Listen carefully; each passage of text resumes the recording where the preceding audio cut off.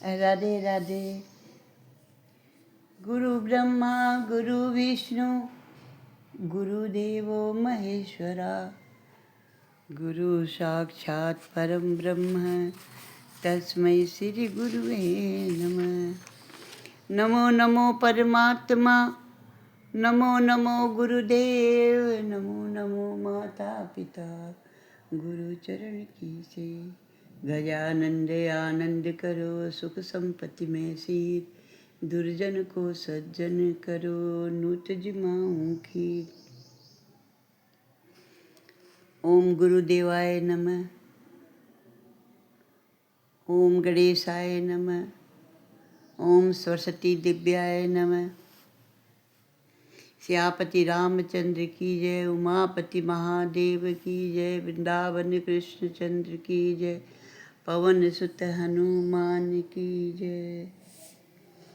मीठा रस से भरोड़ी राधा रानी लागे, महारानी लागे। ओ मन कारो कारो यमुना जीरो पानी लागे। ओ मन कारो कारो यमुना जीरो पानी लागे। मीठा रस से भरोड़ी राधा रानी लागे, महारानी लागे। मन कारो कारो यमुना जीरो पानी लागे। जीवन की हर बाधा हमें तोड़ने नहीं, कुछ सिखाने के लिए आती है। जो दुख से सीख लेते हैं उसे उड़ने के लिए पंख मिल जाते हैं। वह निर्भर होकर के अपने भाग्य को बना लेता है। भगवान कहते हैं, ये संसार मेरी माया से सराबोर है। जो माया में फंस करके अपनी इच्छाओं की पूर्ति करने में लग जाते हैं, उन्हें न तो मैं मिल पाता हूँ और न ही उन्हें माया मिल पाती है। आइए श्रीमद् भागवत पुराण में प्रवेश करते हैं। माता कुंती भगवान श्री कृष्ण से नाना प्रकार की स्तुति करती है। कहती है कि हे नाथ, आपके उपकारों को मैं किस तरह गिनाऊं। आपने पल पल छिन छिन में हम सब पर बड़ा उपकार किया है। मैं आपको बार बार वंदन करती हूँ। नाथ, हमें मत त्यागो। आप द्वारिका जा रहे हैं, किंतु एक वरदान मांगने की मेरी इच्छा है। वह वरदान देकर आप चले जाइए। कुंती माँ के जैसा वर आज तक दुनिया में किसी ने नहीं मांगा और न कोई मांगने की हिम्मत भी करेगा। कुंती कहती कि हे नाथ, हमारे जीवन में प्रति क्षण विपत्ता आती रहे, क्योंकि विपत्ति में आप निश्चित रूप से हमारे साथ होते हैं। आपके दर्शन होते हैं। आपके उपस्थित होने पर जन्म मृत्यु के फेरे टल जाते हैं। दुख में ही मनुष्य को सयानापन आता है। दुख में ही प्रभु के पास जाने का मन करता है। विपत्ति में ही आपका स्मरण होता है। इसलिए विपत्ति सच्ची संपत्ति है। मनुष्य को प्रभु के बिना चैन नहीं आता। जिसने भक्ति रस को समझ लिया है, वे आपके वियोग से पागल हो जाते हैं। कुंती मांगती है कि बड़ी भारी विपत्तियां आती रहे, ऐसा वरदान दीजिए। भगवान कृष्ण कहते हैं, ए बुआ, ये सब तुम क्या मांग रही हो? आपकी बुद्धि चकरा तो नहीं गई है? अरे आपने तो जीवन भर दुख ही तो उठाए हैं। अब सुख की बारी आई है, फिर भी आप दुख की इच्छा करती हो। इस प्रकार का अभिमान छोड़ करके जो दीन बन जाता है वह भगवान को बहुत प्यारा लगता है। कुंती जो है दीन बनी हुई है, कहते नाथ मैं जो मांग रही हूँ वो बहुत ठीक है। दुख जो है वो मेरा गुरु है। दुख में मनुष्य सयाना बनता है। दुख से जीव को परमात्मा के चरणों में प्रेम हो जाता है। जिस दुख में नारायण का स्मरण हो वह दुख दुख नहीं, वह सुख है। हे नाथ, जब आपका स्मरण भजन न हो सके, सच्ची विपत्ति का समय तो वही है। मेरे सिर पर विपत्तियां आती रहे, जिससे आपके चरणों का आसरा लेने की मेरी भावना सदा बनी रहे।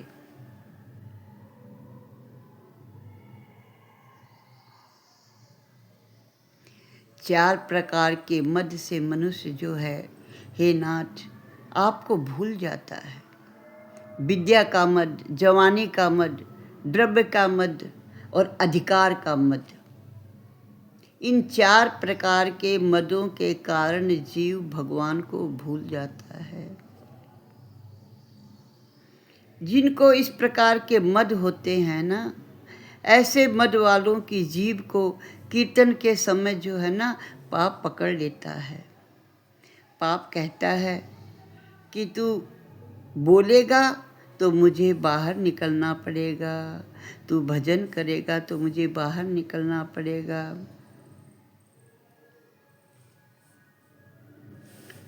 कुंती भगवान को बाल लीलाओं की कथाओं की याद कराती है। कुंती कहती है, मुझसे वासुदेव जी ने कहा था कि कंस के त्रास के कारण मैं गोकुल नहीं जा सकता, लेकिन हे कुंती, तू तो जा सकती है, मेरे कन्हैया का दर्शन करके आ सकती है। मैं गोकुल में आपकी बाल लीलाओं का कई बार दर्शन किया है। आपकी वह बाल लीलाएं भूली नहीं जाती।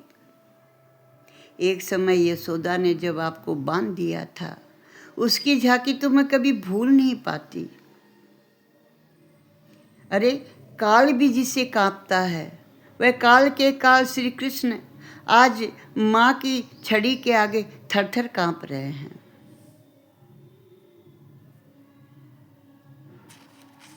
मर्यादा, भक्ति, पुष्टि, भक्ति की इस प्रकार वो प्रशंसा करती है। कुंती माता यशोदा माता की प्रशंसा कर रही है।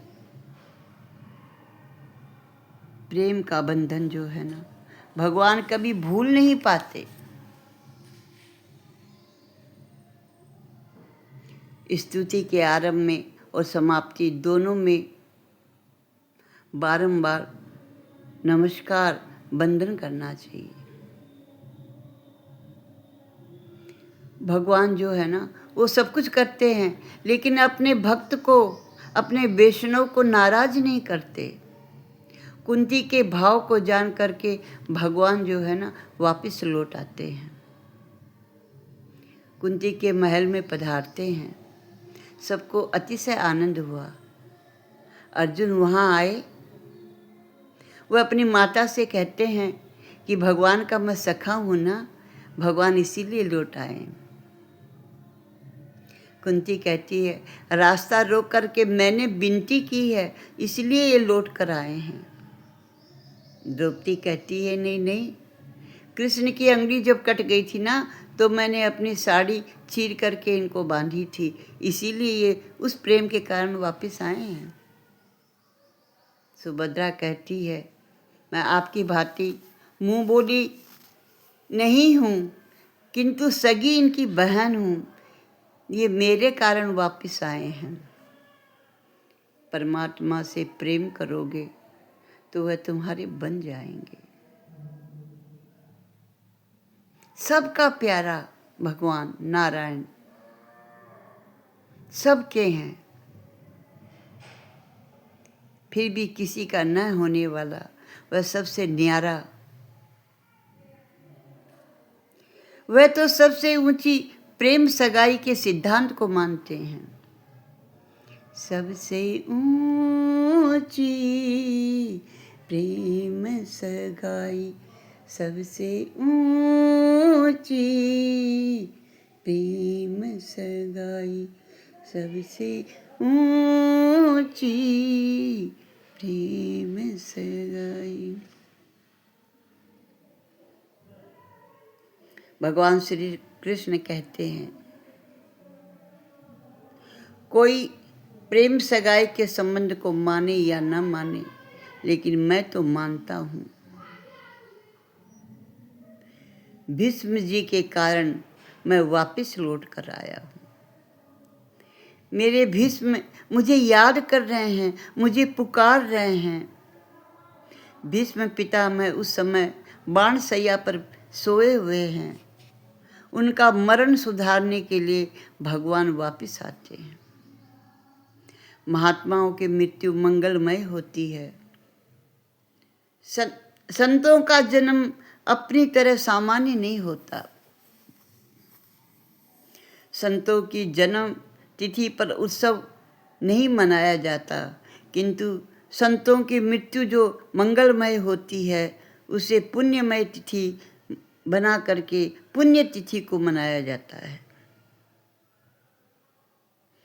भीष्म पिता की मृत्यु किस प्रकार होगी उसे देखने के लिए बड़े बड़े संत, महात्मा, ऋषि, मुनि सब वहाँ पधारे हैं। भगवान श्री कृष्ण ने धर्मराज जी को उपदेश दिया। उन्हें सांत्वना नहीं मिल रही है, अतः उन्हें भीष्म पिता के पास जाने के लिए भगवान ने आदेश दिया।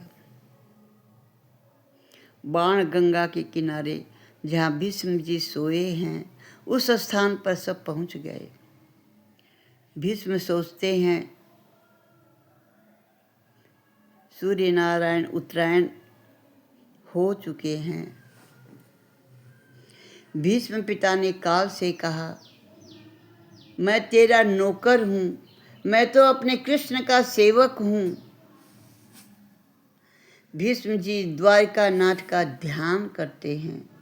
मुझे भगवान ने वचन दिया है कि अंतिम समय में मैं अवश्य आपके पास आऊँगा, किंतु वे तो अभी तक आए नहीं। मैं उनके दर्शन करता हुआ अपने प्राणों का त्याग करूँगा। ऐसा सोचते हैं। उसी समय धर्मराज वहाँ आते हैं। धर्मराज से भीष्म जी कहते हैं, श्री कृष्ण तो साक्षात परमात्मा है, वह तेरा निमित्त करके मेरे लिए आए हैं, मेरी मृत्यु सुधारने के लिए आए हैं।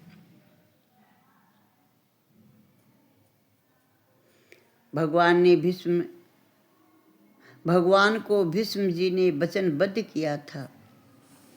कौरव पांडव युद्ध के समय दुर्योधन भीष्म पिता से कहते हैं, दादाजी 8 दिन हो गए, फिर भी आप किसी पांडव को मार नहीं सके। आप ठीक तरह से लड़ते नहीं। भीष्म जी आवेग में आ गए थे। आवेग अवस्था में ही उन्होंने दुर्योधन से कह दिया, रात को 12 बजे जब मैं ध्यान में बैठूं तो अपनी रानी को आशीर्वाद लेने के लिए मेरे पास भेज देना। मैं अखंड सौभाग्यवती का उसको वरदान दूंगा। भगवान श्री कृष्ण को ये जान करके चिंता हुई।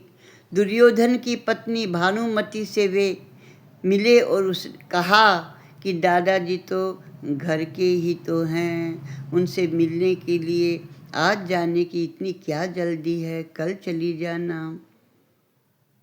भानुमति दुर्योधन की पत्नी भगवान की बात मान गई। उसी समय कृष्ण जी ने द्रौपदी को जगाया।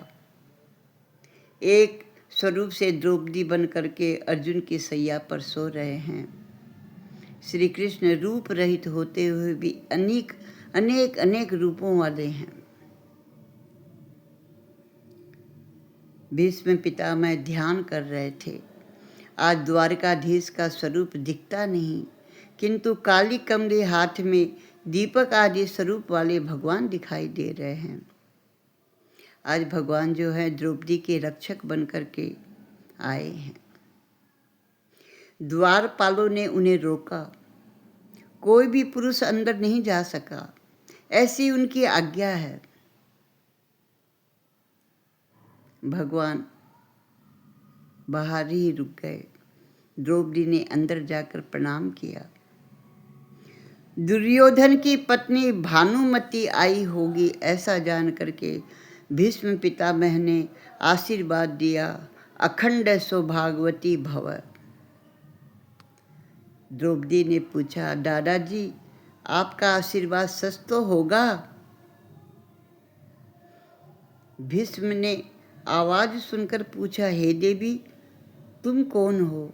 द्रौपदी ने उत्तर दिया, मैं पांडव पत्नी द्रौपदी हूँ। भीष्म पिता ने कहा, मैंने तुझे आशीर्वाद दिया है तो सच अवश्य होगा। पांडवों को मारने की प्रतिज्ञा मैंने आवेश में की है, सच्चे हृदय से नहीं। तुझे सच्चे हृदय से आशीर्वाद देता हूँ, ये सच ही होगा। किंतु मुझे तू ये तो बता, तू अकेली यहाँ कैसे आई? तुझे द्वारिकानाथ के सिवा यहाँ कोई नहीं ला सकता।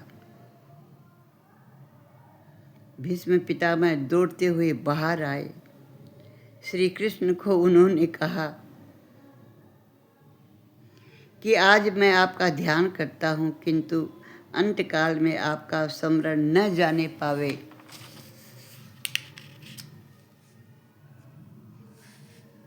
आपका स्मरण बना रहे। प्राण प्रयाण के समय वात पित्त आदि के प्रकोप से मेरा गला रुंध न जाए, उस समय में आपका स्मरण मुझे होता रहे। सो अंत समय में मेरी लाज रखने को आप जरूर आइएगा। अंतकाल में भयंकर स्थिति होती है, उस समय मुझे आप लेने आइएगा। उस समय कृष्ण ने भीष्म पिता को वचन दिया था, मैं अवश्य आऊँगा। उनको दिए हुए वचन का पालन करने के लिए द्वारिकानाथ आज पधारे हैं। प्रभु से रोज प्रार्थना करो कि मेरी मृत्यु के समय भी हे नाथ आप जरूर आना। शरीर ठीक होगा तो ध्यान जप हो सकता है, लेकिन न जाने अंतकाल में क्या स्थिति हो। अंतकाल में दुख से देहानुसंधान होता है, जिससे परमात्मा का ध्यान करना बड़ा कठिन होता है। हे नाथ, हमारी मृत्यु के समय में आप कृपा करना, आप दर्शन देना, आपका नाम हृदय पर और जिह्वा पर चलता रहे, ऐसी कृपा करना। राधे राधे। आगे की कथा क्रम से आगे। श्रीमन नारायण नारायण नारायण नारायण नारायण।